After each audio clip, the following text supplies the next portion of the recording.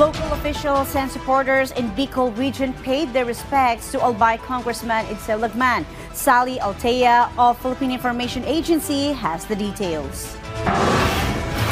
Local officials and supporters across the Bicol region visited the wake of former Congressman Edsel Lagman in his residence at Barangay Sugod in Bacacay, Albay to pay respect and honor to his years of service and legacies. Lagman was given full military honors upon arrival at the Bicol International Airport in Legazpi City on Sunday morning. His supporters and fellow Albayanos expressed their sympathy and admiration for the departed lawmaker.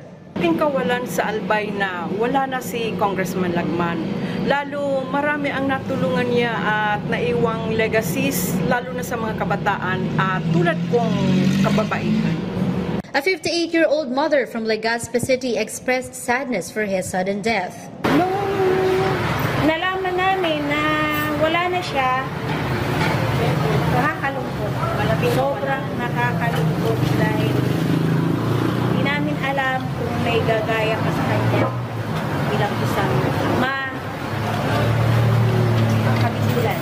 Ang idol ko talaga si Sir Lagman from the very start. Noon pa hanggang ngayon. Napakagaling niya talaga.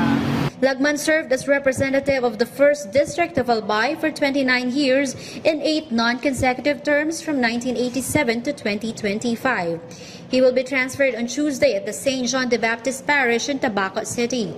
Public viewing will resume in Metro Manila on February 5 to 9 at the Mount Carmel Shrine in Quezon City.